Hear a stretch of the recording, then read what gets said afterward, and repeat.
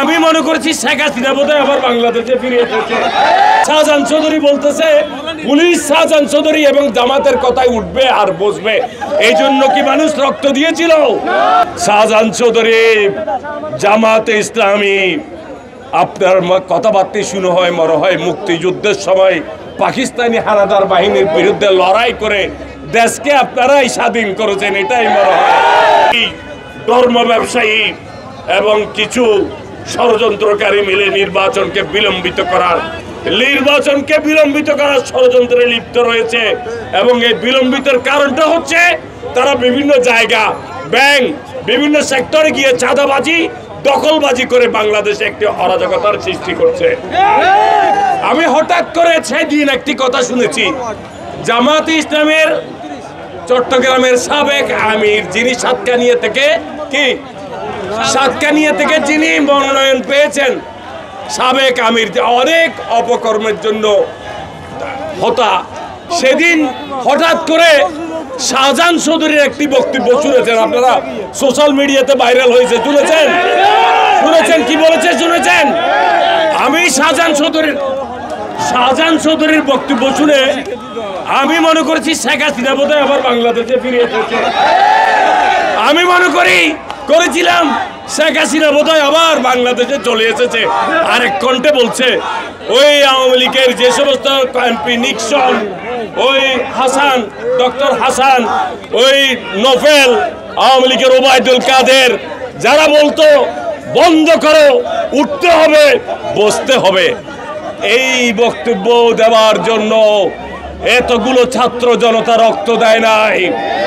Police প্রশাসন নির্বাচন কেন্দ্রের দায়িত্বে থাকবে, শাহজাহান চৌধুরী বলতেছে পুলিশ শাহজাহান চৌধুরী এবং জামাতের কথাই উঠবে আর বসবে, এই জন্য কি মানুষ রক্ত দিয়েছিল?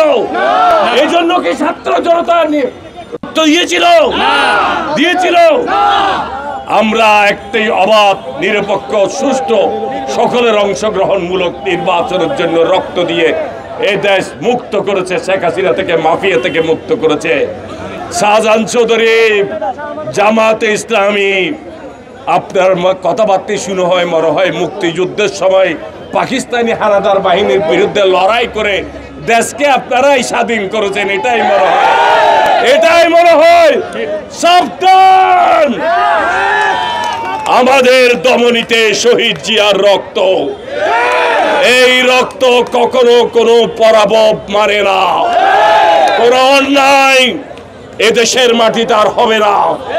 এদেশের মাটিতে ভোট সেন্টার কারো হুকুমে দখল করবে না।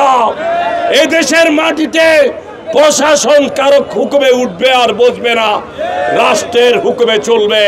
ন্যায় নীতি সাম্যতা, যেটা আমাদের তারুণ্যের প্রতীক তারেক রহমান বলেছেন, ন্যায় নীতি সাম্যতা এই দেশের সকল নাগরিক, হিন্দু বৌদ্ধ খ্রিস্টান মুসলমান চাকমা লারমা সমতলে যারা বসবাস করে, যারা পাহাড়ে বসবাস করে, সকল বাংলাদেশের নাগরিক ঐক্যবদ্ধ হয়ে আমরা একটি নির্বাচন করব। আমি আবুল হাশেম বক্কর, আমার পরিচয় এটুকুই দরকার, আমি আবুল হাশেম বক্কর, আমি বিএনপির বক্কর। আমি ৯ আসন থেকে বিএনপির একজন মনোনয়ন প্রত্যাশী।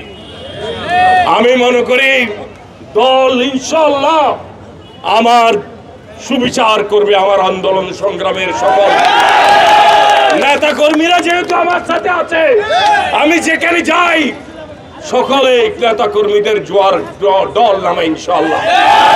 যদি আমি এই এলাকা থেকে মনোনয়ন পাই, এই চট্টগ্রাম ৯ আসনকে আমি একটি মডেল গ্রিন